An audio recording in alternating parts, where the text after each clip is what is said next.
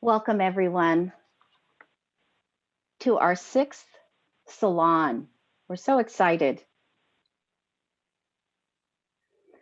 You're here for the Maternal Gift Economy Breaking Through series hosted by Genevieve Vaughn and the International Feminists for the Gift Economy. I'm Letitia Layson, your moderator. We're delighted to have you with us and to have Maya, Vassallo Di Florio, and Margarita Rosa Tirado with us today. Both our guests will speak, followed by a Q&A. Check the bottom of your screen if this is your first time with us. There's a Q&A icon. That's where you're going to enter your questions. Your questions will be answered at the very end. So as you're listening to the talks, you can put your questions there. The chat box is going to remain open for your comments, but if you find it distracting, remember, you can close that down. We'll be together for the next few hours, so please make sure you take care of yourself and your body's needs. Have water near you, get up and stretch and move around if you need to. Today's salon is being recorded and will be available for viewing on our website, the maternalgifteconomymovement.org. So let's begin. I'm going to introduce Maya Vassallo Di Florio, who's calling in from Italy. She is the founder of the first modern goddess temple in Italy. She started the Goddess Temple of Rome and its community with the intent of creating healthier models of existence, educating participants towards a new social paradigm. She provides courses of study and research based on matristic values of care, gift economy, peaceful communication, partnership, and respect for the planet, along with love of all of life in all its forms. She collaborates with La Pazina, I should have practiced this, University, and speaks and gives talks and workshops about goddess spirituality and matriarchy throughout Italy and the world. Some projects of international relevance are her 3-year training Priestess of the Sea, Priestess of Aphrodite program, reactivation of ancient goddess temples and places, and every year she hosts the Roma Goddess Conference. Welcome, welcome, Maya.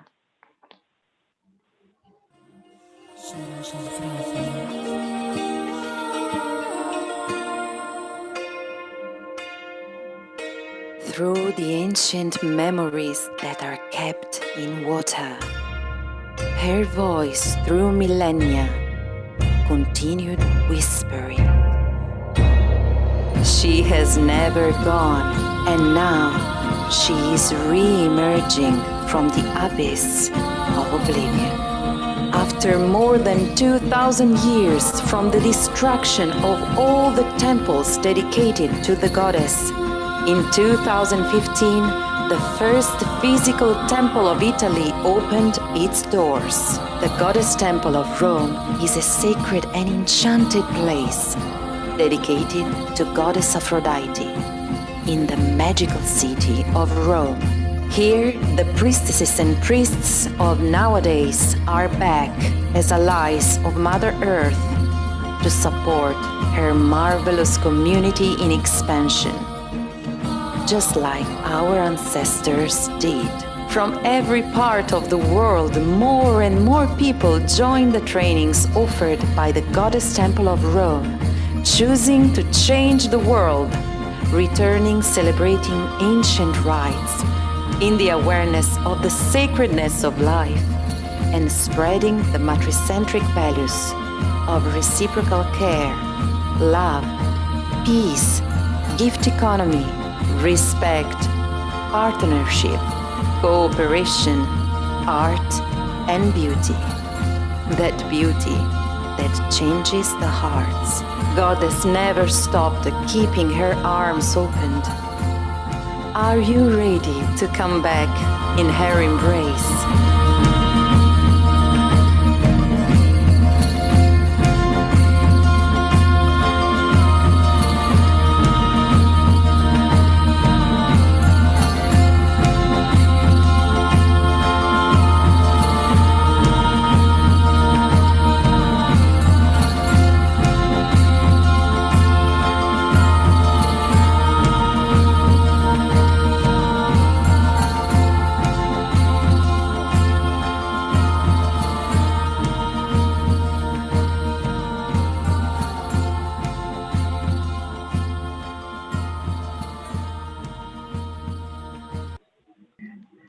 Welcome.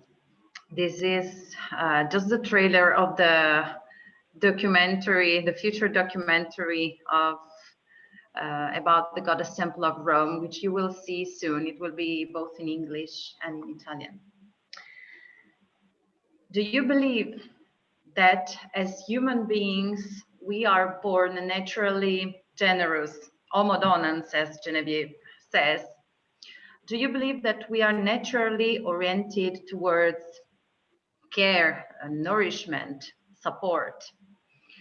Do you believe that with the right education intended in the original sense of the word, which means, which is from Latin educere, inviting gently to manifestation the best qualities of human being, do you believe that with the right education we could recuperate our natural attitude to generosity and to empathy? Do you believe that we have the power as human beings to change the world and repair all the damages we have done in thousands of years of dominance culture? We believe so, we do, and that's why we decided to create the Goddess Temple of Rome.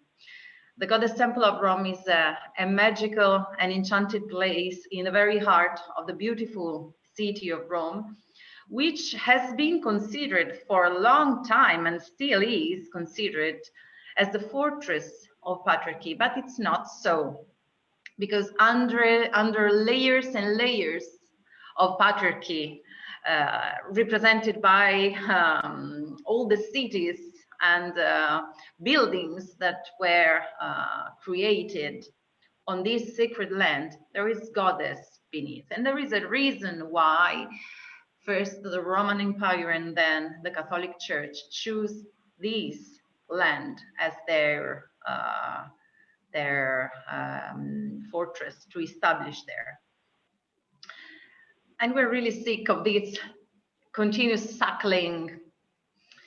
Goddess is literally re-emerging now, in the sense that statues and ancient cities based on matriarchal, matricentric values who adored Goddess are literally re-emerging from the depths of the earth.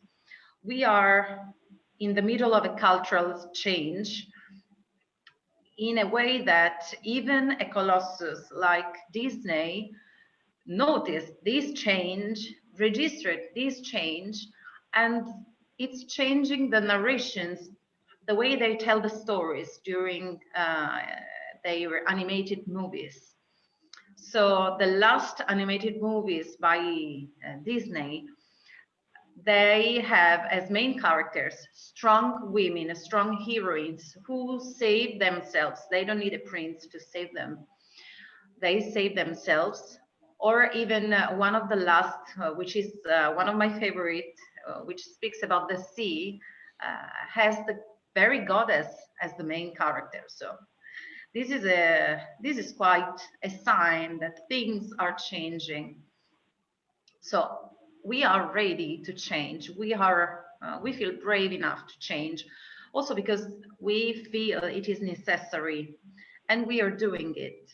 Obviously, thanks to the work that has been done before us, especially by feminists, we are sort of continuing what our ancestors started. I am Maya Vassallo Di Florio. I am a priestess of the sea and the priestess of Aphrodite and sacred sexuality.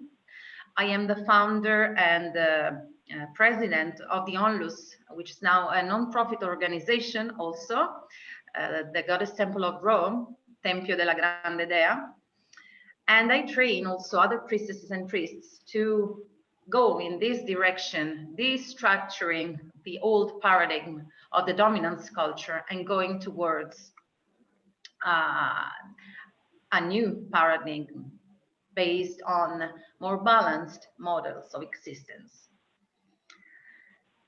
Before even we created, we raised the temple with my husband, I had this vision of women and men all over the world, really like volcanoes, allowing the goddess, like magma, literally re-emerge from her pulsing hot heart.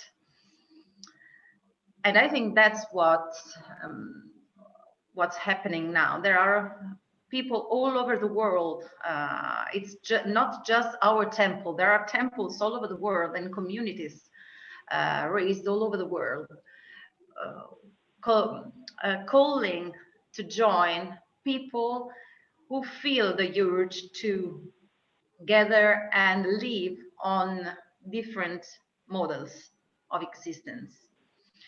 The world now risks really to collapse if we don't change. So we really want to do something to protect this beautiful planet on which we live, which is goddess for us.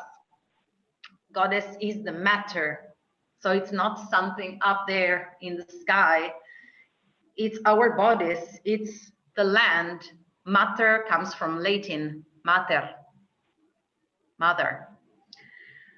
We have been living in matriarchal communities, venerating goddess for thousands and thousands of years, as the amazing anthropologist and archaeologist Maria Gimbutas, which is one of the main scholars we study here at the Temple of the Great Goddess, explained in her remarkable books. So we know this happened. These were peaceful societies based on the gift economy, based on peace, based on care, nourishment, attention to the other needs, to the needs of the other, so empathy. So not only we know this is possible, and it happened, and she explained about the Kurgan theory in her books, and if we look at the whole lot of periods in which we've been a matriarchal societies, loving goddess and seeing goddess into the cycles of nature and nature herself, the last 5,000 years of patriarchy, it's like a crumble. And yet for us as human beings, it's a lot of time. But we can look at the past, at our ancestors, at what is literally re-emerging from the land, from the earth, to re-establish again in a way which has sense for us women and men of nowadays, and live again, observing those values, practicing those values. And we also have other examples still existing of matriarchy and societies based on goddess spirituality. In their books, Heide Gottner-Abendroth and Francesca Rosati Freeman, they speak about it. Heide Gottner-Abendroth, she speaks about all the matriarchies of the world, and Francesca Rosati Freeman focused mainly on the Mozuo society in China. These are living examples of societies which never stopped living, following the matricentric values. So, studying these present and past societies, it's our core in a certain sense. They are our models. We study their structures and traditions to reactualize them in a way which is clever, relevant, and efficient, and makes sense for for us, people of nowadays. We are now, as the commendable astrologer Demetra George says, in a cusp era. So it's like the black moon of the goddess era. So goddess was there during these 5,000 years of patriarchy, but she was not visible, just like the black moon. And she is now re-emerging, just like the crescent moon. We are in that phase, but of course this phase could last even 500 years. We don't know. It also depends on the responsibility we take as human beings to change things, to get rid of that way of thinking, and to be able and brave to make the quantum leap, the quantum leap, as Mary Daly said in her books. We are here at the Goddess Temple of Rome. Our main work is also to reweave the connection with our ancestors, honoring our roots, reweaving the connection with nature, which is goddess and which is us. We are part of nature. We are nature. But it seems the majority of people forgot this. We want to reweave the connection with the land we live in, which is the goddess. So lots of our ceremonies and practices are done in nature, because this is the best way to keep healthy mentally, socially, on every level. So we have created a community that practices these matricentric values, very well described by our women of reference in these studies, which are care, nourishment, love for the other person, and attention to the needs of the other person, and desire to help the other person fulfill their needs. We are based on non-violent communication, which we learn every day, because it's really coming back to the origins, to what we would naturally do if the context had not deviated us from this natural behavior. We are based on partnership between men and women, partnership between men and men, women and women, partnership within people. We are based on Gilani, as the sociologist Rian Esler says, which means a society, we want to go in the direction of a society which gives equal opportunities to men and women, and they have the same value. Our community is based on love and on gift economy, following the teachings of Genevieve Bourne, and on mutual support, so giving and receiving in balance. We have seen the damages that the glorification of suffering and sacrifice have produced.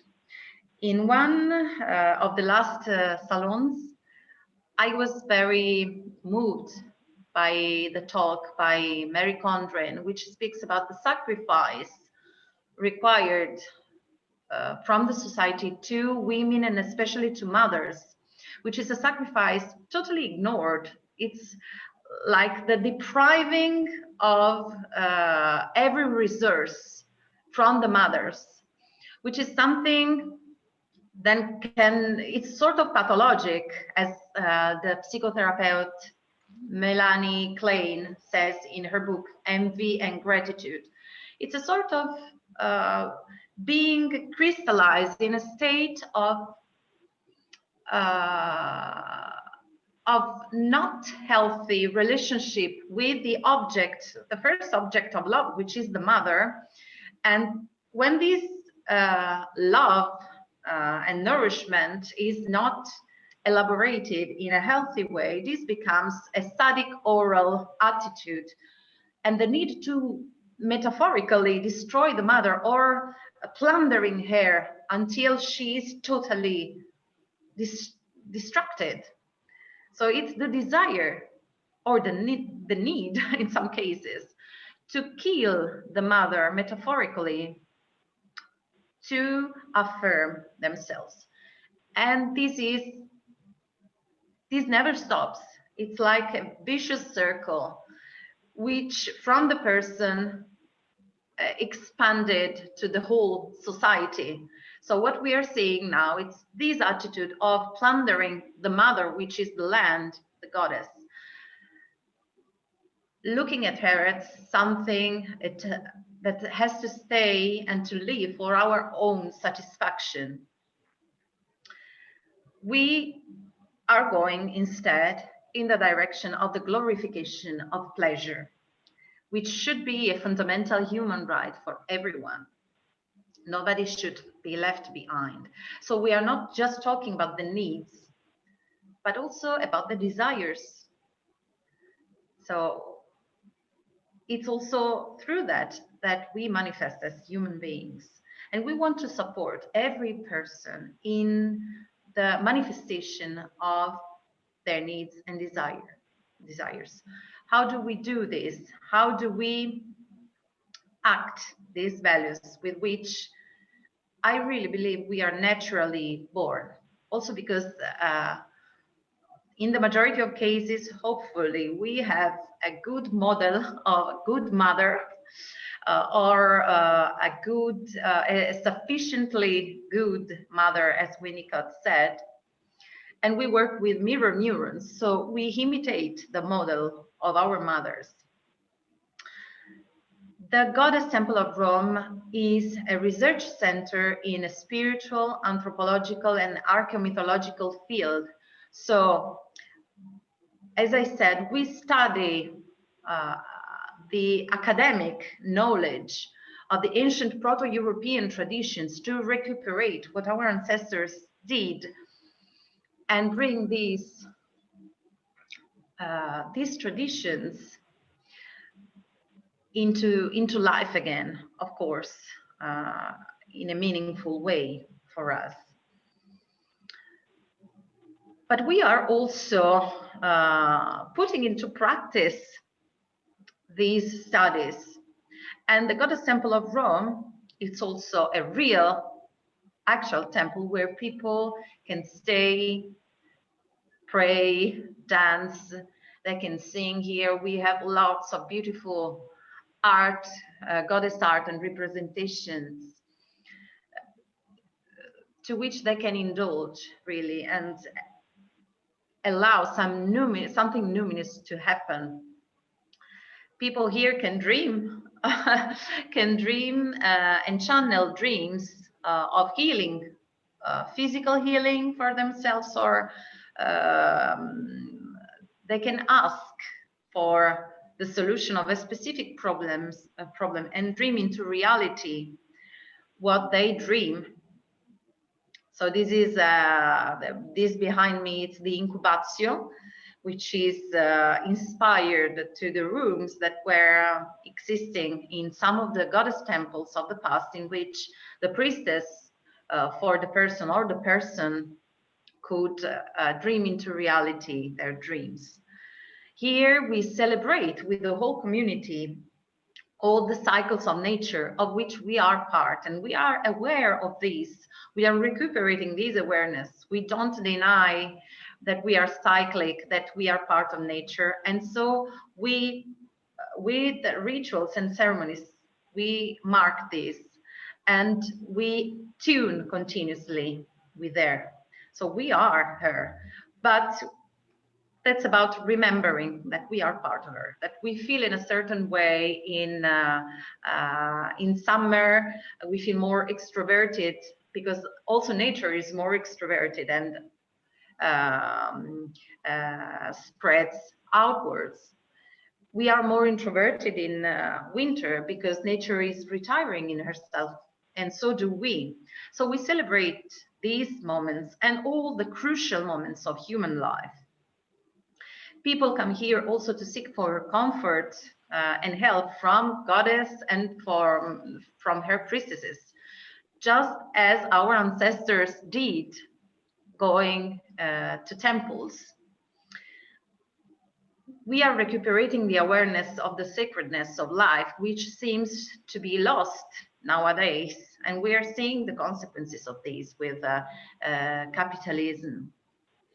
We are reweaving the connection with nature and between us as human beings, the connection with ourselves, because with this way of living, sometimes we don't even know who we are. We don't even have a relationship with ourselves. We don't listen to our thoughts and feelings. So we take quality time and space for ourselves to weave relationships of meaning. We care about reweaving the connection with the ancient Proto-European traditions, starting from where everything was interrupted. And we try to literally dive deep into the earth and into myths, into traditions, to bring Goddess back, We work a lot with the circle. We sit in circle because we have roles, of course, different roles, but we are all equal. So no more of hierarchies and pyramids. We prefer the circular shape. And through working with the circle and recreating the awareness that everything is cyclic, we come back to the awareness that this is evident everywhere. We can see it in the cycle of seasons, in the cycles of moon and tides, of cycles of blood in us women. Everything is cyclic. We are part of the nature. And we are recuperating this knowledge. Heide Gottner Abendroth describes very well the rituals of people who still work with this consciousness. Also in the past, people knew so much that we are part of nature, because this is a fact, that every time they worked the land, or they pulled a fruit or a vegetable, or took the life of an animal, they said thank you, and they repaired to the wound they did to the goddess body, which is the land. So they re-established the balance through singing, through offering the blood, the menstrual blood, not sacrificed blood, not blood out of violence, but blood out of love and life. They did rituals for the land. And so it was a balanced giving and receiving. So really, I think this is fundamental to heal that sadic oral attitude of human beings towards the mother, which in this case is the goddess, and be grateful again. The lack of awareness that we are part of her, and that if she dies, we die, it's bringing us to the actual and the contemporary environmental crisis we are going through. So we have this attitude of plundering the mother as human beings, and we want this metaphorical breast always available and continuously stealing milk and nourishment. And we want tomatoes in December, no matter if it's not the moment, if in that period goddess should rest, the nature should rest, or give other kinds of vegetables. This is the ingratitude, this is the envy for the mother, and the the attitude to invite the mother so much that some people feel the urge to destroy her and plunder her till the exhaustion, dismembering the goddess. So this is the reason why we feel the urge to change things, and we created this beautiful temple here. And we feel and think that working with the cycles of nature and with the awareness that goddess is the matter and that we are part of her is the right way. And I'm going to tell you how we do it in a while. This beautiful temple is dedicated to goddess Aphrodite. She was one of the most venerated goddesses in Rome because she was considered as the founder goddess of Rome in one version of the myth, because she was the mother of Aeneas and against Julia. So her cult migrated from Cyprus to Greece, and then here, indeed, it spread all over the world. So we work with this amazing goddess, which was so big that she was called the great goddess, and there is a reason why. But she was so big and so great that patriarchy felt the urge to diminish her, ridiculize her, dismember her, because she was too much. And patriarchy did the same with the land, cutting the land into pieces, thinking we as human beings can own the land and exploit the land. Patriarchy did the same with the narrations of the goddess and with the image of woman, who stopped being complete and started being just little pieces, fragmented. So we started being labeled.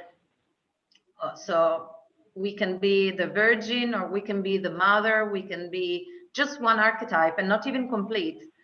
Very often, every archetype of the goddess and of the woman is it's incomplete, it's spoiled, it's totally misunderstood. Well, Aphrodite managed to survive anyhow, and she's the most popular goddess all over the world. She is known from India to Mexico to China to Japan, also because she was the most represented in arts. Of course, I agree with you. She is represented not exactly as a powerful goddess. She is powerful, but she's just one slice of the whole cake. And I'm going to show you. This is the wheel of Aphrodite I created and reclaimed, and we work with this. She was the whole cake, but we received of her just one slice of the cake. So just the lover. And she arrived to us in the representations of art and the narrations of her myth in a patriarchal key as just the doll goddess. So you would say, okay, she is a goddess of love, goddess of beauty and desire and sacred sexuality. Well, these are the forces that move the world. I agree with you. But her being this, and not only this, because this, I repeat, is just one slice of the cake, was totally misunderstood and ridiculized, impoverished. So she was depicted as the scornful goddess, which in the beautiful painting of Botticelli, she is beautiful. I have nothing to say about it, but she is scornful. She's not exactly the powerful goddess we want to see in the renovation of goddesses. Indeed, if we go deep again and do this work of diving deep into the earth and into the myth, she was a parthenogenic goddess who was born from an egg, who gave birth to herself. She was powerful and complete, and she was all of these. So she was not only the lover, she was also the dark goddess, the mother of the underworld, the gatekeeper, the dark one. She had aspects similar to Kali. So she really cut heads. She was very able of keeping safe boundaries, and she had the dark aspect of death, mother of death. She was also goddess of regeneration. Very few people know about these aspects of Aphrodite. She, for the majority of people, is like the seductive doll goddess. No, she, in fact, all her priestesses, like Sappho, were beautiful, elegant, of course, but also very cultivated. And they knew a lot about all her aspects. She was a virgin in the sense, not of Virgo intacta. So virgin means, in the original etymology, means one in herself. A woman, a goddess that doesn't need a man to affirm herself and say who she is and realize and manifest herself and shine. She was also the mother. She was also the explorer, the warrior. She had a warrior archetype as well. These are 8 archetypes which correspond to the phases of nature, to 8 seasons of nature, directions, elements, and it's a compass point for us as human beings to connect with the goddess changes in time and space, because she is one, but I say she changes in time and space in the sense that she changes through seasons and cycles, and she changes also in space.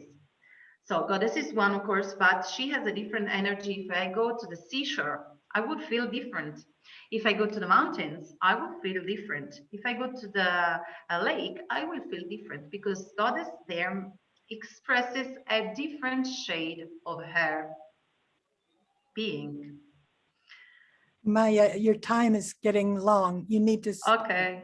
You need to end. Okay, I will squeeze. You're running out of time. Okay, because there is a lot to say. So our work is, shall I end here? Yes. Okay, so there is a lot more to say, but there will be another moment to tell you about it. I want to say hello and to leave you with a beautiful song. If I can share the screen, which is about love for life and biophilia. And we can do it as a call and response, okay? So that's like this. The earth, she called my name. The earth, she called my name. So from the stars I came. So from the stars I came. In the time before time, in the time before time, I was a pearl in the deep blue sea. I was a pearl in the deep blue sea. I came to live this life of mine. I came to live this life of mine. When my mother, she gave birth to me. When my mother, she gave birth to me. I wake the world from its sleep. I wake the world from its sleep. With a light from the promise I keep. With a light from the promise I keep. This is a love song to life I sing. This is a love song to life I sing. I am the living spirit within. I am the living spirit within. Spirit within all things. Spirit within all things. This is a beautiful song by a priestess I love so much, which is Gabriella Connell. And for me, this is the essence of what we do. Thank you.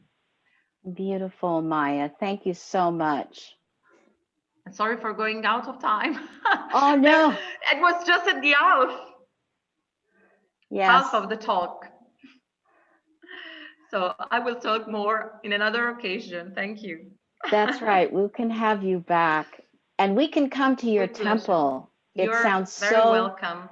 Absolutely beautiful. Thank you so, so very much. So you can And come virtually to the Roma Goddess Conference if you want, which we organize with Genevieve, which is on the 22nd and 23rd of May this year. And Genevieve will take part of it and will give a talk.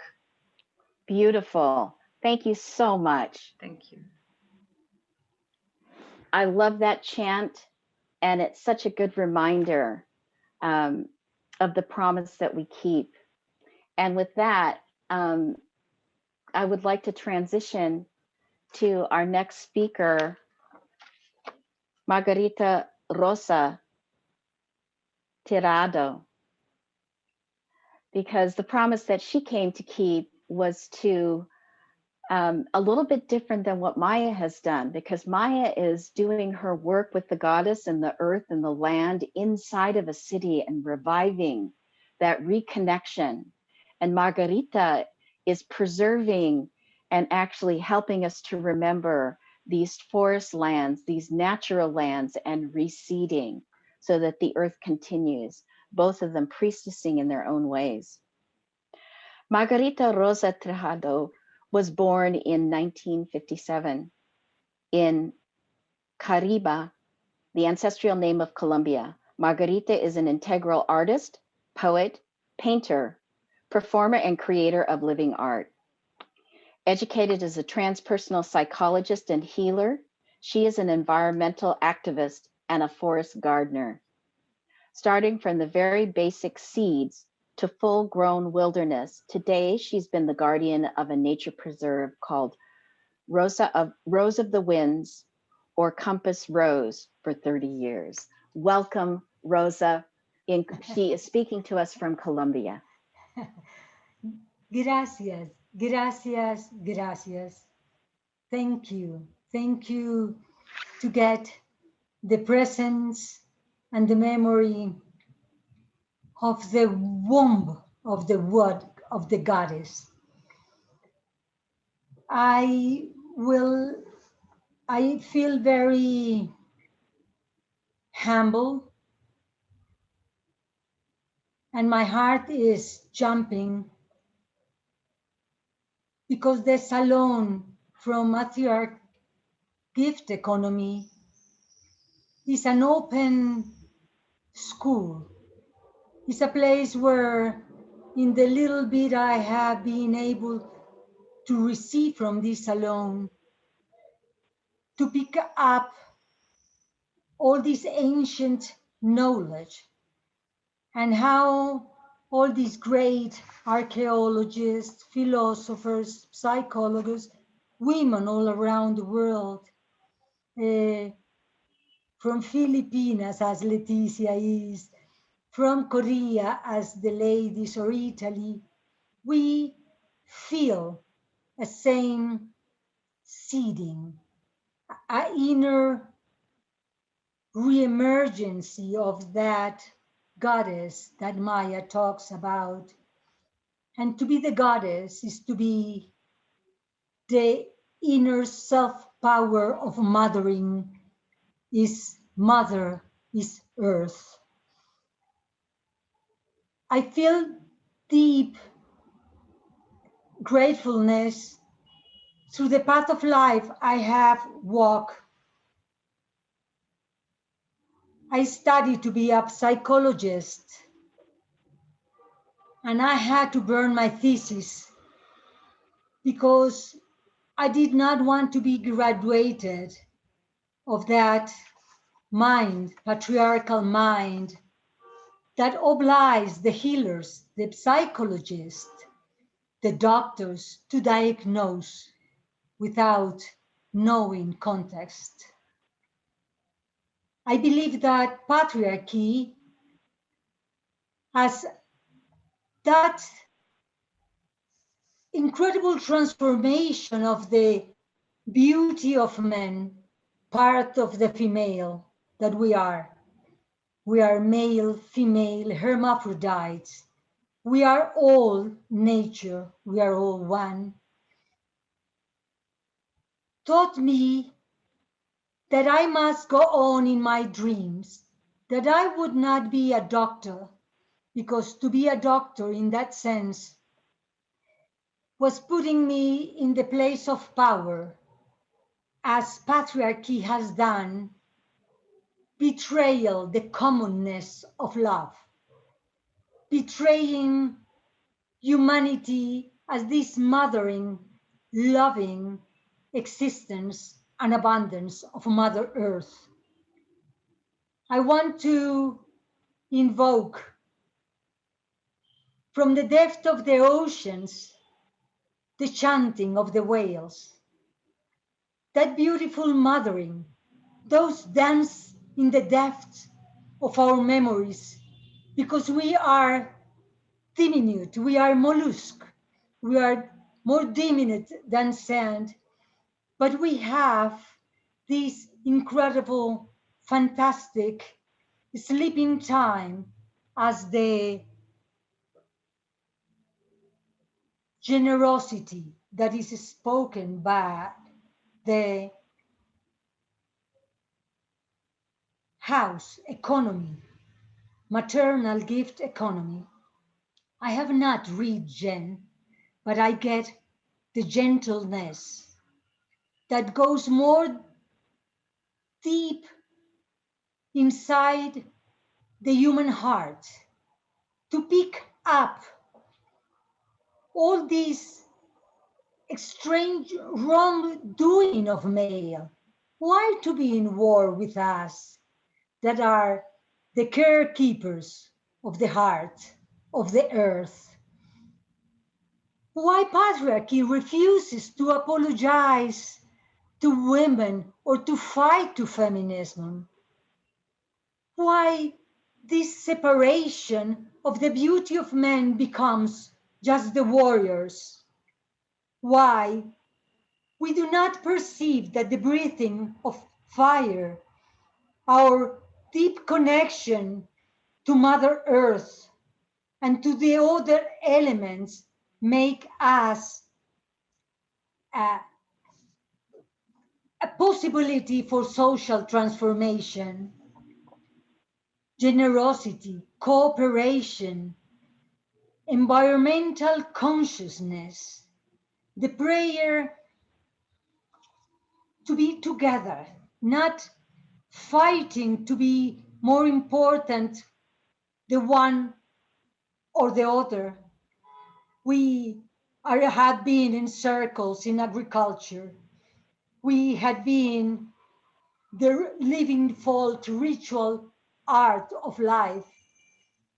We, as birds, have the deep connection. This is the forest I had planted. This is the dress I embody. Nature is my teacher. Becoming again part of a forest, seeding all that forest. I did not buy a land already being a forest.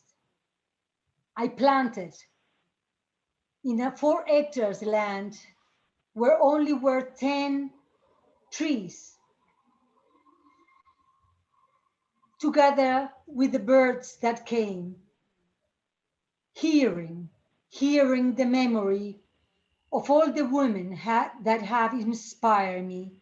I am grateful to be part in this moment of the earth, of the mimesis that animals make into vegetation, and the heart and the soil is the seed of consciousness of the matristic care.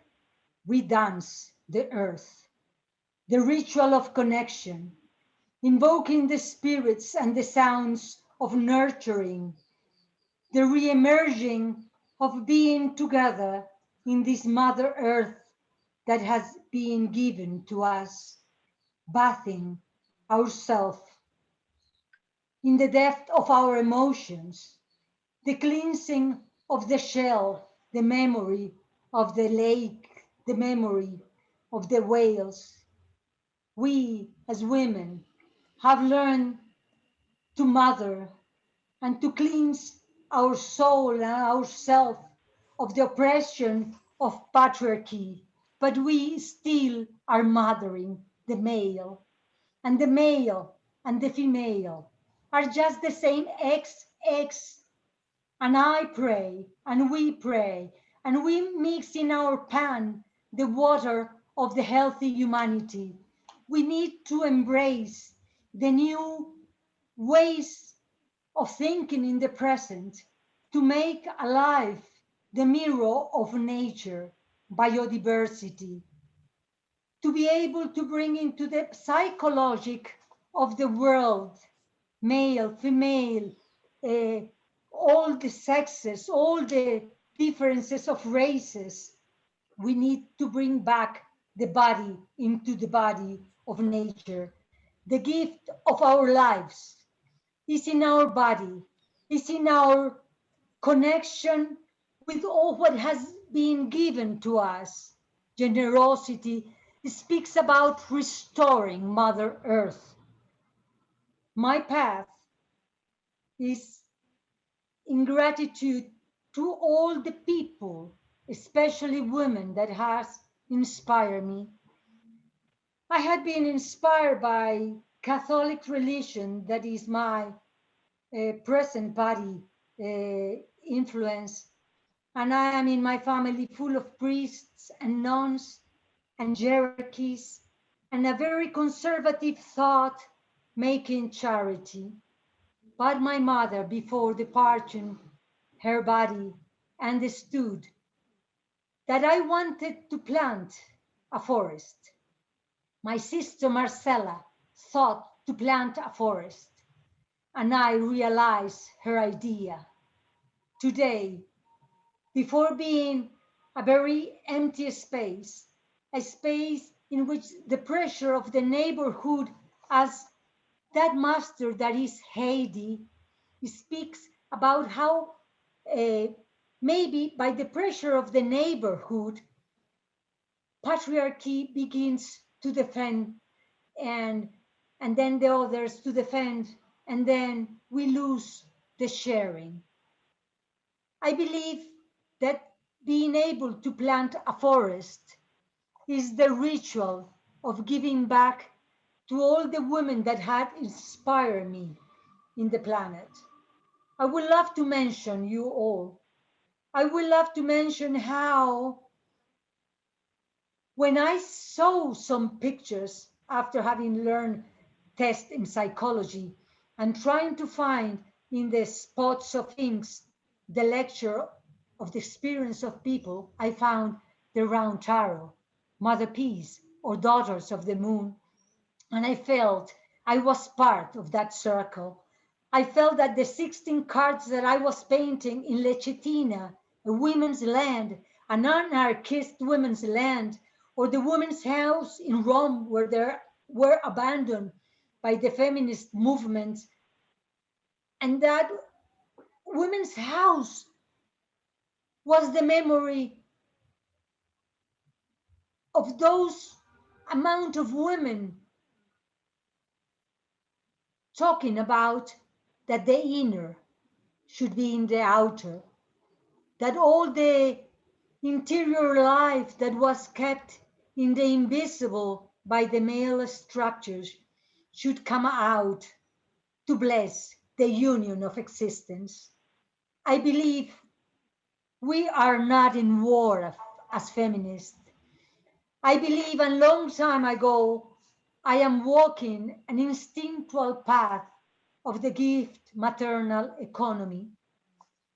Through the Women March, through the protest against nuclear camps, being able to be one body with the earth and the soldiers, as that incredible lady spoke about the sacrifice of our guys being soldiers. Sacrifice and guilt. And not being able to understand that if we have the power of seeding, of weaving, or sowing our love, we had not to compete. Earth is abundant. Earth gives us an incredible amount of possibilities for sharing. There is much more than abundance if the 1% of the capitals of the world. As Vandana Shiva describes also, this manipulation of this narrow mind of the rules of patriarchy, they are very little.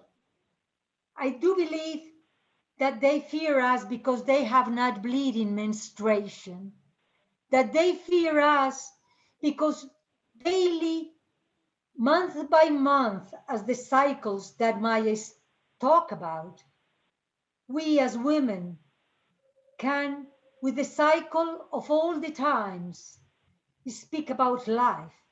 And that blood that goes back to earth, hopefully, as a ritual to bless back the nurture of earth, show us that we don't need to make war. We don't need to be better than our sons, or that our husband, or that our brother or cousin.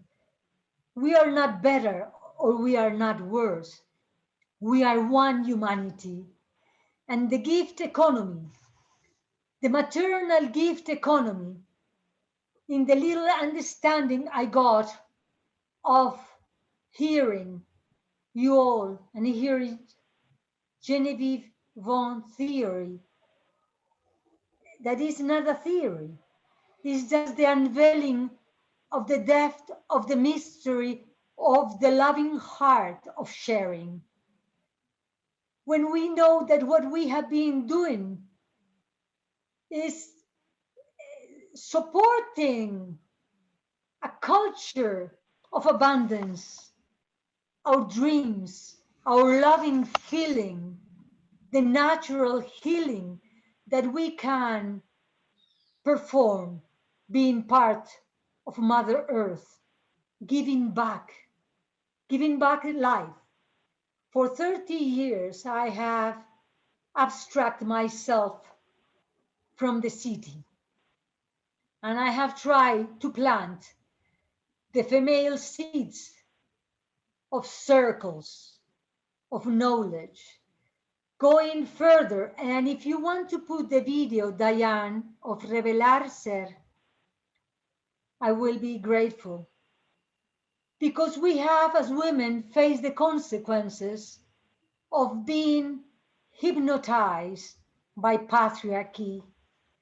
But that wrongdoing, but that way of using women's memory, women's body, our maternity, our sharing, devastating, dominating, destroying the planet, extracting, selling polluted seeds that are part of the merchandise of the big capitals. Capitalism is opposite of sharing. Capitalism is a slavery. Capitalism is a brainwash to avoid to be in the celebrating ritual. And I answer Leticia about ritual. Ritual is the daily celebration of giving all our love, giving and planting forests, giving and acting above the pain of violence. Part of my life experience, when I was doing my thesis for university, the little hotel in which I was broken by 10 men masturbating and wanting to possess my body. And in that moment, I had the inner force to invite the hundreds of thousands of women, the heart of female humanity. And I said, I am not one. I am not just one body. I am the body of hundreds of thousands of women. I am the body of the earth. I had been abused and I have the power. I can dance. I can take all the power of the animal world, of panthers, of tigers, of dolphins, of the whales that defend the little whale, the calf. We are not alone. We embody that generosity of being all the time resilient. The love of the earth does not stop. The love and the power that is seated by the goddess. And when I speak about the goddess, I speak about Pachamama. I speak about the corn. I speak about the Lady of the Lake. We all are one. We risk our life as environmental women. We risk our life to defend the human rights.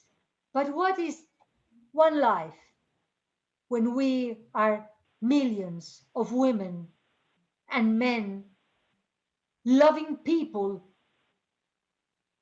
that we transcend sexuality?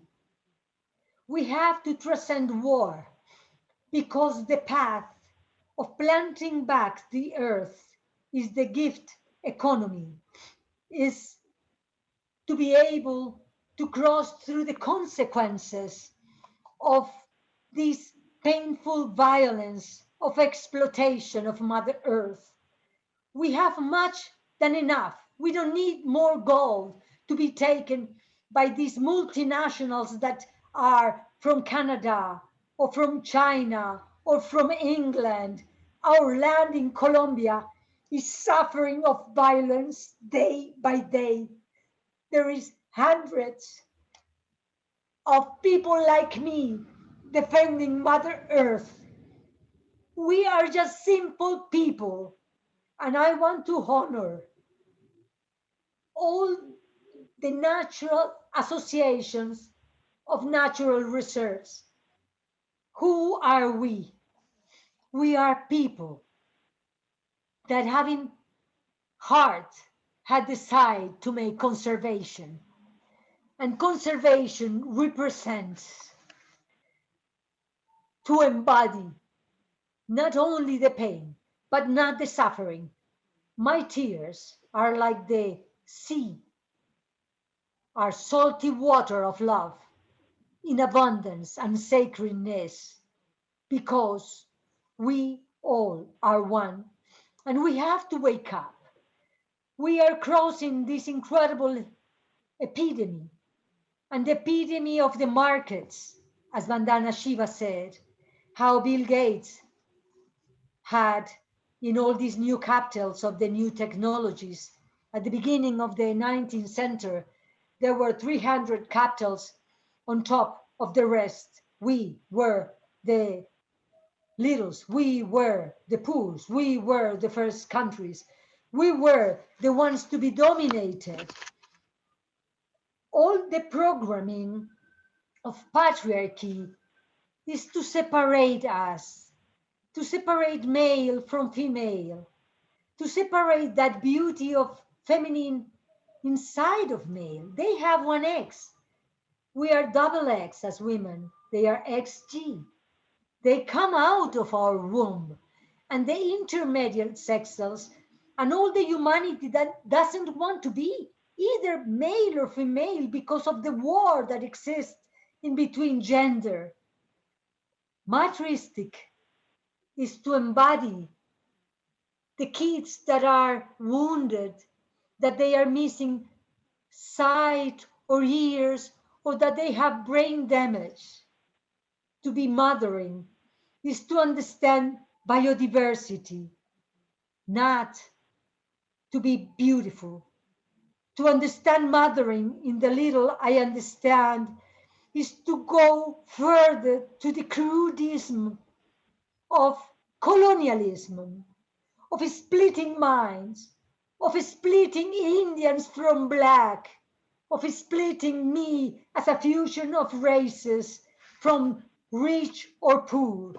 Mothering is to be generous. If I don't have money, I have my energy, and that mothering energy is the gift of our own life, of our own body, of being able to feel that all these women that I have written some part of them names in this fantastic mothering that has inspiration for no competition.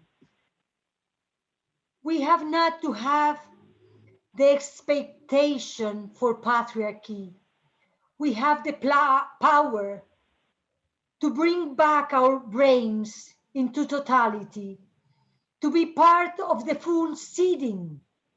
And when I speak about seeds, I have not read Vandana, but I have heard her in this maternal gift economy salon, not saloon. In the way of being mutual. We are multiple aspects. Biodiversity is not to be equal. We, in the way in which we seed back Mother Earth, we are seeding back the heart of totality of humankind, not above ants, not above whales, not above elephants, not above other human beings. This way in which patriarchy have taken the identity of women out of our bodies. This way in which we can be the celebration of existence. We are weaving back the re-emergence of love. When Maya talks about the re-emerging of the goddess, for me is the re-emerging of totality, of cooperation, of environmental compromise, of the generosity, gentleness, generosity. I honor you, Jen, to bring all us together here and to talk about sorority. I don't know if in this minute we kind of connect to all transformation that we as human beings can bring back for making a parthenogenesis. Our cycles of life, the beauty of existence is to be and unite humanity not on top of minerals, not on top of the earth that is our home, ecology, eco, home, the heart. We live in the heart, in the planet. I invoke your love, and I am grateful to your love, and to be part of these wise women. And may you feel part of the leaves of that forest that I have planted with these little Celtic hands or Indian hands on the Eva mitochondrial that comes from Africa. We all are one. Thank you very much. Well, thank you all so much. It's beautiful to see the forest that Margarita planted and has taken care of for so many years. And it's beautiful to see the temple that Maya has created in Rome. Both of those are big gifts that have been given by these two women to their communities. And so I just want to thank you very much for your talks and for what you're doing with your lives. Thank you so much. Now, Letitia, are you available there? Yes, can you hear me? Yes. Oh, goodness. Mercury retrograde. My apologies, Mercury. I need your patience and virtues right now. Um, oh, that was so moving, Margarita. And the way that it weaves together so beautifully with Maya's work in the city. And now we have some time to be able to do some questions and answers. So I'm wondering if perhaps we can move in and Jen will be available also for questions. But Judith, do you have a question for our speakers? The first question is for Maya. I loved your description of your temple. I want one. And it's a very down-to-earth question, and that is, how do you manage the funding? What kind of gifting goes into funding a temple like that? Thank you for your question. At the beginning, at the very beginning, it happened magically because we didn't have any money. Me and my husband, I just had a vision, a very clear vision of how it had to happen. And then I trusted and said, okay, Goddess, you asked me to do this thing in Italy, in Rome. So please help us. How it's going to happen. Well, for us, it happened that we transmuted something terrible into something beautiful. Because my husband, after the birth of our first child, 10 days after, he had a terrible accident, and he was severely injured, and he was about to die. And so he received how to say insurance, and we decided that this would have been the best way to transmute something terrible that happened to us into something beautiful. And so we decided to put this insurance into the founding of the temple. So it was a courageous thing, and very courageous is the word that comes to my mind now, but an act of love for the community and an act of devotion to the goddess, because we needed a lot of money to do this. Because the place here was really in ruin, so it needed a great work of restructuring. And then we recently became a non-profit organization, so we are helped by generous donors who individual donors, which for privacy I don't tell. But as a non-profit organization now, we will be able to ask for international funds, European funds. I don't know if Italian funds will ever come, because I've been discouraged even for asking, but it's about asking, basically, for something great. And we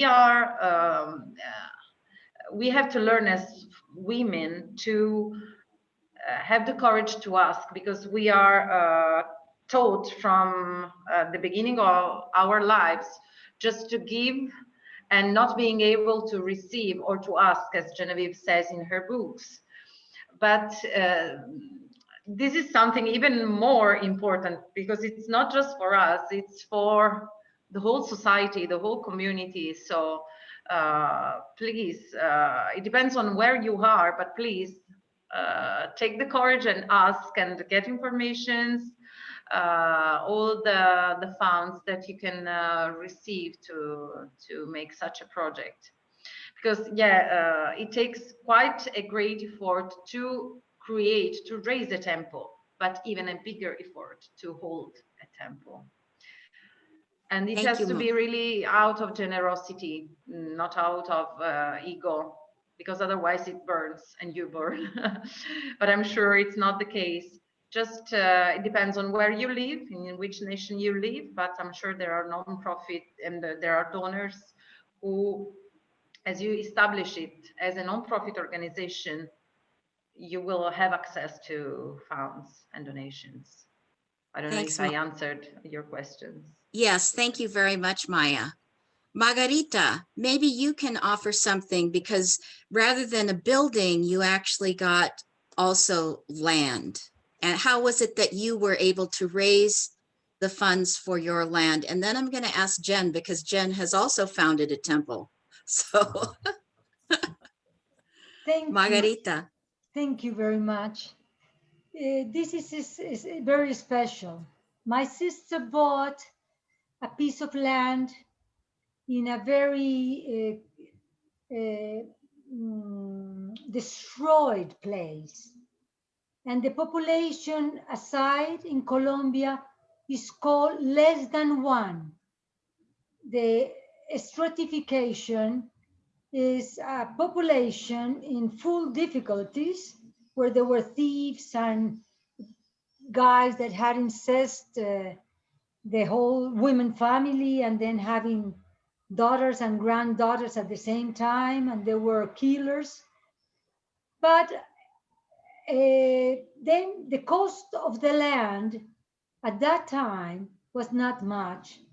My sister could not relate to the population, as I had studied psychology and I was coming out of learning processes of squatting in Europe. I thought, why land has to be owned? Why do fences has to exist? And then the little money I had that I had kept, I never was rich in money, but I always had been rich in abundance. I can multiply and live in the magic of exchanging. And I receive almost all what I wear from Mexico, from Colombia, from India. I am somebody that receives and gives what it has. And then my sister Marcela gave it very cheap, the land. And my other sister pays for me still my health. And Marcela gave me the car. And I got the knowledge from so many people. Only once I had received with another friend $5,000 in 30 years. But the forest only needs love. I would love to have money to be able to bring through the projects. The natural reserve in the coast was bought by Diana Block, Susie Block, and her husband. And I am the worker. And in that way, we are all owners. We have to be owners of the earth. We have to be able to bring back the possibility. I receive all what other people throws away as garbage. And my tears are from emotion, because I am able to plant a house, as my friend Victoria Valencia says. I have not only planted a forest, I have planted what I know into the hearts of kids, of old people, and I have been able to build up my labyrinthic house of the garbage of others. First, with the first doors I received, I designed in a little notebook how would be the house. The house was designed for the doors. There were doors of 90 centimeters, and there were doors of 2 meters 70. There are still the doors of 90 centimeters and 270.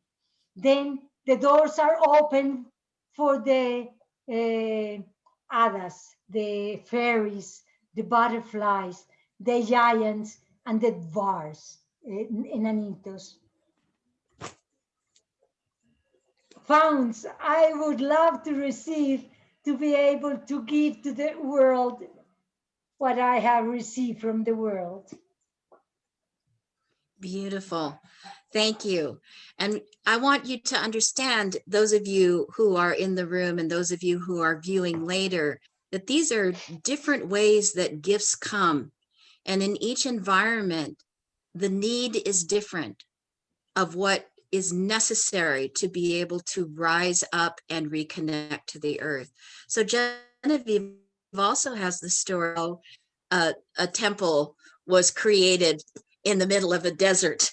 So not just the funding that's important, but also the tenacity and commitment. So Jen, can you also share a little bit about your story of how you also were able to create a temple, a living tradition now today? So we have 3 examples with us today of goddess temples, goddess lands. So Genevieve. Thank you. Thank you, Letitia. Yeah, when I was first married, I didn't get pregnant right away. And as it happened, we went to Egypt and we went to the a temple in Karnak where I saw a statue of Sekhmet, and the guide was taking us there, and he said to me, if women come to this goddess and they make her a promise, and if they want to get pregnant, then they do. They ask for a blessing and they get pregnant. Well, so I thought, well, okay, I'll try. And so I promised the goddess a temple, and I got pregnant immediately. And so since that happened, I felt it was my duty to build a temple for the goddess Sekhmet, who was only there that I really heard her being the goddess of fertility, because she had a whole other kind of a character in the Egyptian mythology.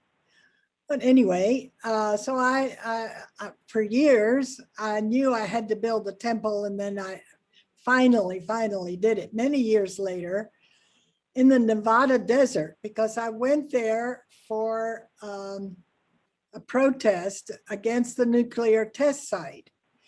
And I thought, this is exactly the place to build a temple for the goddess of fertility, of our fertility, and the strength of a lion, because she's a goddess with a human body and a lion's head. And so eventually I did find some land there, not very far from the nuclear test site. And I bought the land. And since all that land used to belong to the Shoshone people, I gave it back to the Shoshone. But they said we could do a temple there. So we built a temple that's made out of straw bales and stucco. And a friend, oh, look at that. Thank you. And a friend of mine, a sculptor, Marcia Gomez, made a statue of Sekhmet and also a statue of Mother Earth. And we have now statues of goddesses from all around the world in there. And that was in 1992. And it's been going on ever since then, with rituals according to the Wheel of the Year. And so it has really been a kind of a permanent goddess temple that I have supported it myself. And it's had a priestess there taking care of it and doing the rituals and everything all this time. And I find it to be a very wonderful thing. And it has been just an incredibly neat project because it is a place of peace in the middle of a place of war, which is the nuclear test site and several military bases right around it. And it is a sacred place. So I invite you all to go there if anybody wants to. It's there near, it's in a place called Cactus Springs, Nevada. And you're welcome to go and participate in it. And it is running on the gift economy. So the Shoshone let us stay there and let the temple be there, but the land is theirs. So that's the story. Well, that is so beautiful. And you can see, because people ask often, first of all, how can you do this with the gift economy? And we need to acknowledge that we're living at a time when the exchange economy is dominant. So each of the speakers, Jen and Maya and Margarita, gave you ideas of how they were able to, either from their own pocket or by turning a tragedy into a gift, as Maya spoke of her terrible tragedy with her husband. But we have to still reclaim these things back from patriarchy somehow. So Joan, how about another question? Do you have another question for us? That was really wonderful. I hope every single one of you starts your own temple. Well, I have a question for Maya. It involves, could you elaborate, talk a little bit more about how you practice the gift economy within your temple right now? I understand you started it with a kind of gift, but what's happening now? Well, just want to do some correction. It wasn't a tragedy in my case, because we went near the tragedy, but my husband is well alive, and if you see him, you would never say he had gone through something like that, and he's an important pillar of the temple. Here we practice the gift economy. This is a constant challenge because we are in a city, and in a metropolis like Rome, and we are in a capitalistic society. So there are lots of expenses, very high expenses, and we created sort of bubbles of gift. So we are in a capitalistic society, and in order to survive, we have to adapt. But we created those bubbles where we give the gift. So we offer several kinds of gifts through the temple, through many projects we carry on and which are augmenting. I think the first one we did, even before the temple was born, was the one of reactivation. It's called a reactivation of ancient goddess temples and sacred places. We started this project in 2014 or 15. And it's a dialogue of, it's a dialogue with the directors of the archaeological places, because we want to give the gift to the community and to those who will come to have the right to celebrate in these sacred places, sacred to the goddess, just as the people do when they do to the church to follow a mass. They go to ancient churches. So we would like to do the same with the ruins, because in the majority of cases they're just ruins, to people to celebrate there safely, of course, for the ruins. But we would like to give the future generations the right to celebrate there. And this is one of the gifts we're carrying on. Another one, it's the work on the language and myths and traditions we are carrying on, researching the ancient myths and seeing which are the origins of the goddess myths, all the goddesses myths, before they were changed and rewritten in patriarchal way. And we do a work re-signifying the words, or changing or inventing new words, because that's how things change out of a need. And so we offer every 4 months as a gift the magazine of the temple, where we offer people the myths rewritten or researched in a way that they can know the ancient myths and traditions, or the ancient significance of some words. For example, the Italian language is very sexist. All the languages are very sexist. The Italian language uses the masculine plural.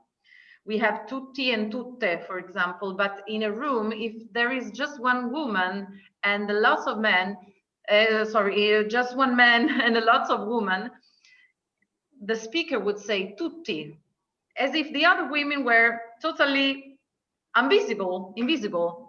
So we do this work also through our gift of the magazine. So it's a gift of contents, cultural contents to spread, and everybody can access to this gift, which is on the website of the temple. So it's a lot of study material and cultural material. We do also a lot of talks, me and other priestesses, lots of talks to reconsider the way we look at education, which is not filling heads with informations, but inviting to manifestation the best qualities of the human beings. Once a month, we do a broadcast with other amazing women. We are 5 of us. Genevieve has been the special guest of one of those. And this broadcast is called the 1,000 Colors of Feminine, which is a project we carry on in order to bring awareness about the gifts of women and mothers, and to diminish the violence on women through explaining what is feminine, basically who we are and what we ask. And then we have projects in theory, so projects for the future. And one is giving a service of listening to women who were abused gynecologically during labor and birth. And I've been inspired for that to my friends Elena Scocco and Michela Ciricco. And Michela started sending me something, and I will talk to her and Elena soon, because this is something we would like to offer as a temple.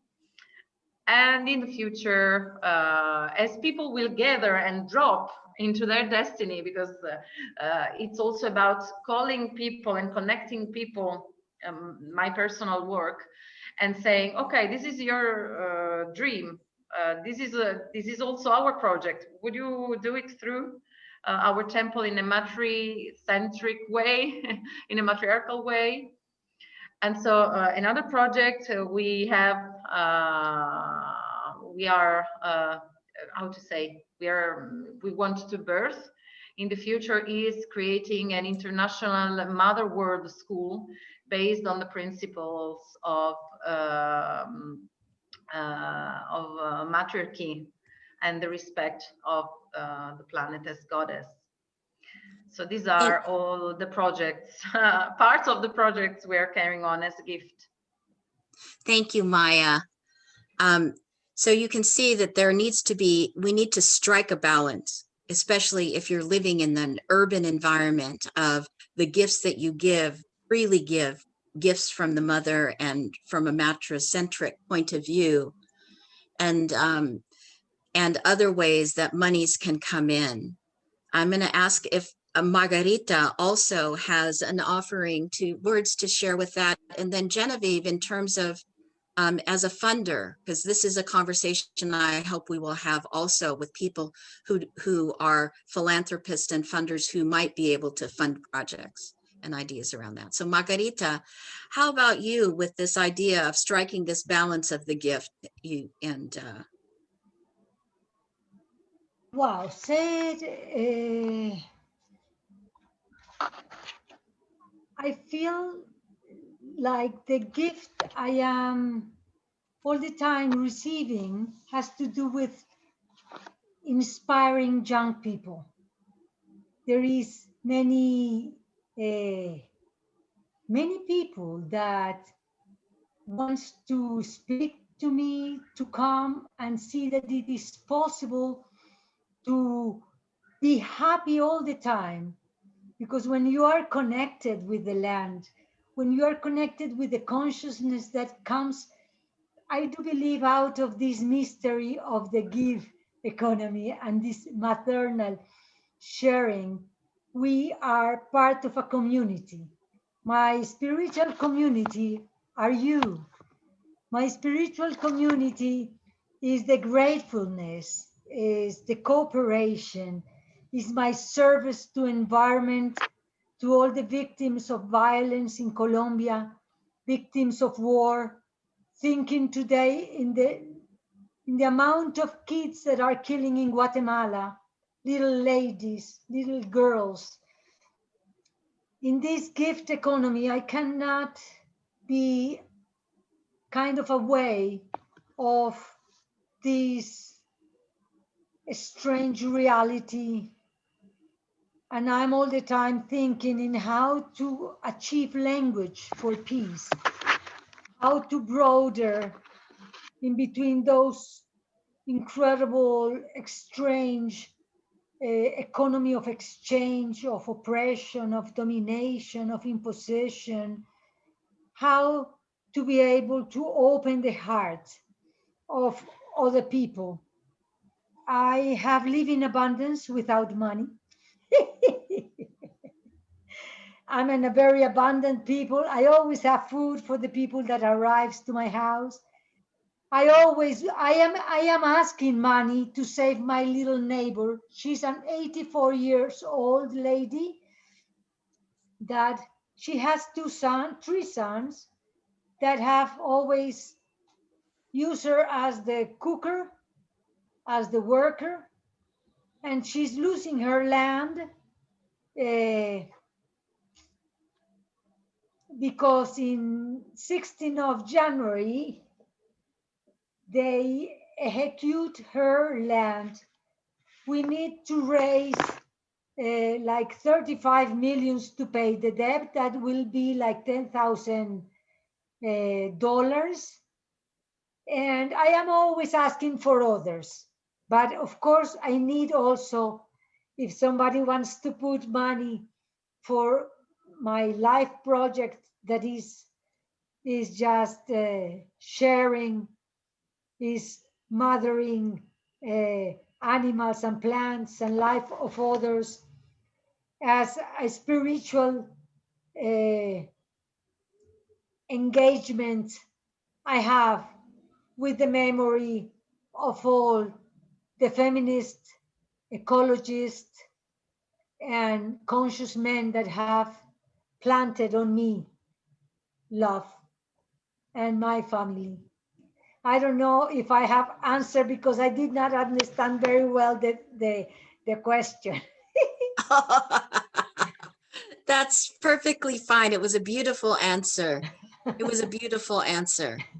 I think that between living in a city and living on the land, the needs are different, but we still need money. This is something that we can't get away from yet. But in terms of everyday needs, you were very clear that you can pull from the land, you eat from the land.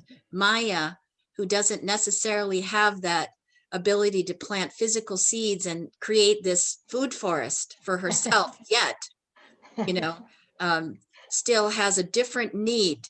And the gift economy isn't about not money. The gift economy is finding what the need is and being able to match the needs to the resources that are available and how they flow. So Genevieve, this is a conversation that we've May I say a had. little thing, Leticia? Yes, please.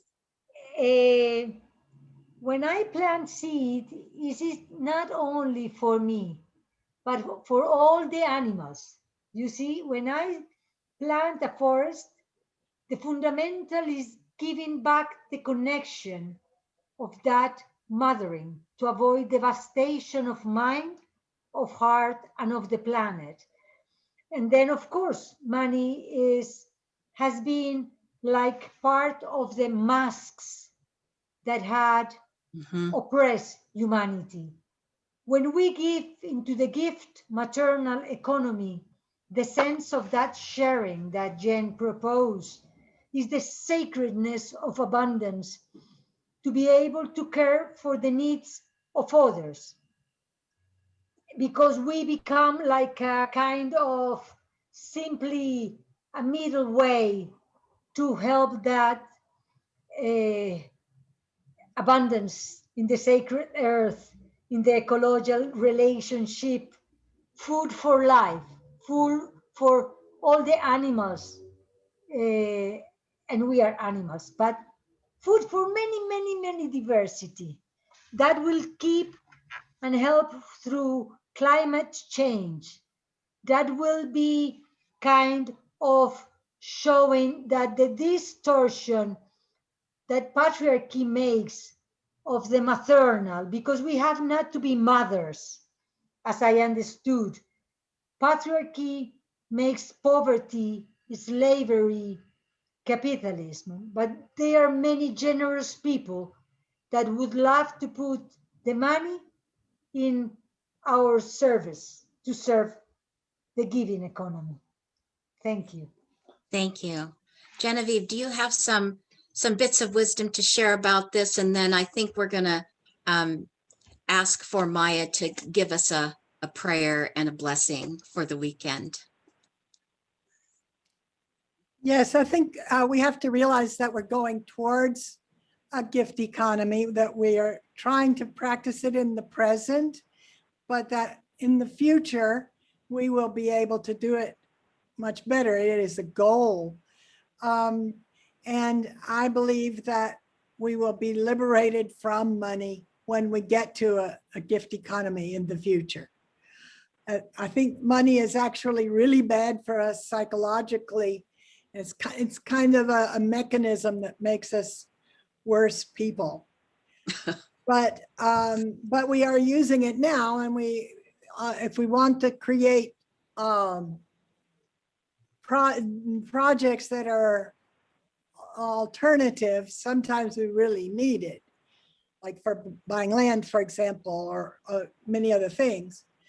And I just wanted to mention, just because of the synchronicity, that a friend of mine who lives in Malta just told me this morning that there is a place next to the Hagyar Kim temple that is for sale. Wow. And she thinks we should try to buy it for women. Oh my gosh. So I'm going to see if I can find somebody that might want to put up the money for that. I'm sorry, I can't do it myself, but maybe somebody does. Maybe somebody could. Oh, that's amazing. Isn't it amazing? That is totally amazing, the synchronicity of it. And yeah. Maya started us out by rising from the earth, you know, these ancient ways, and Margarita planting this forest. And now you actually saying, by the way, near this very ancient, very famous place is this land and that potentially we could live next to, or have a place for the goddess to be revived in a contemporary way, not just in an ancient way, right next door, you know, bringing it all up to speed. It's so beautiful. What we see here today as an offering is hopeful and inspiring. And each of the themes that you've spoken about, all three of you, with founding of your temples, so to speak, if be it the forest land or the Sekhmet temple or the goddess temple in Rome, that foundation has been through love. I would love to add a little thing.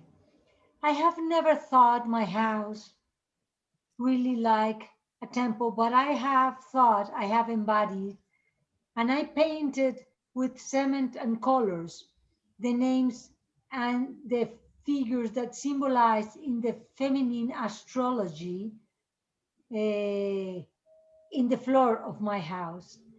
Of course, home and forest is a temple. You are welcome to our temple in Colombia. Thank you. Beautiful. Thank you. Thanks. So I will with that, send you pictures. good. We'll put them up on the website, Margarita. So this weekend, patriarchy has taken over this notion of love and relationship and healing and gifting with this idea of Valentine's Day. But I say we reclaim it with the words from Maya, priestess of Aphrodite, that she could please just give us a blessing before I close us out completely. I ask you all to close your eyes and just put your hands, your right hand on your heart and your left hand on your womb. Close your eyes and just deep breathe. Take deep breaths. While you breathe in, you feel the air, which is the breath of the goddess, coming silky and fresh through your nostrils and giving generously the gift of life and oxygen, regenerating every cell of your body. And in breathing out, you let go of everything you don't need, that she will recycle in the perfect cycle of life and death and regeneration. Breathe in her breath, goddess breath, and love, and breathe out gratitude and love back. And as we breathe in and breathe out, we bring our attention to our body, heart, and womb, which is goddess, because goddess is not just up in the sky, she is all that surrounds us. She is our very body, which is sacred.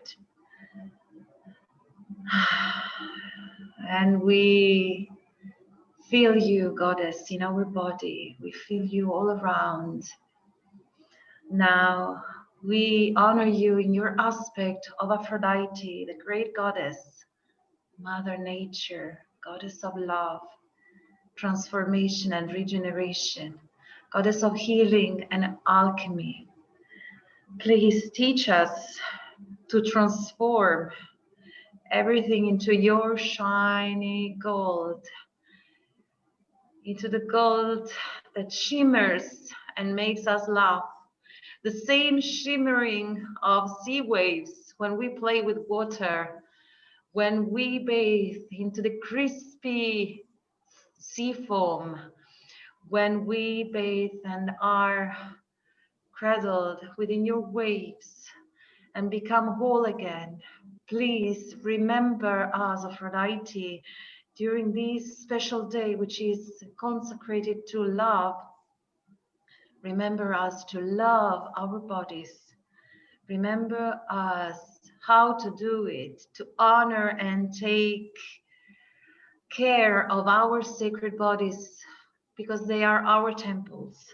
Remember us how to see through the eyes of beauty. Remember us to look into your magical mirror and to see and remember who we really are, to remember our roots going deep, deep, deep in the past and deep down in the earth. Goddess of Aphrodite, remember us, the art of pleasure and joy, and the art of making love, not war. Please, Goddess of Aphrodite, teach us how to alchemize everything into something beautiful. How from everything we can let a flower born. Great Goddess of Aphrodite, please help us connect back with our roots and our ancestors and bring forth all their strength to change the world and to follow the law of love, pleasure, that beauty that changes the world, not the vacuum beauty, but the real beauty, your beauty that moves the hearts and changes the world. We feel you, Goddess Aphrodite, in our bodies and all around in nature, blooming and retiring, and blooming and retiring again, just as your waves do. Goddess Aphrodite, we feel you in the ancestors' power. We feel we are a circle now, women and men connecting from all over the world. We are a circle. And we feel a circle of our ancestors, bigger circle of our ancestors around us, guiding us, inspiring us, giving us strength, the stamina to bring this mission on. And we are carrying this for the people who will come. So we will be worth ancestors for them. So we feel this circle, we feel our circle, the ancestor circle, and the circle of women and men who will come. We breathe in the awareness that we are a circle within a circle with no beginning and never ending. We are a circle within a circle with no beginning and never ending. We are a circle within a circle with no beginning and never ending. We are a circle within a circle with no beginning and never ending.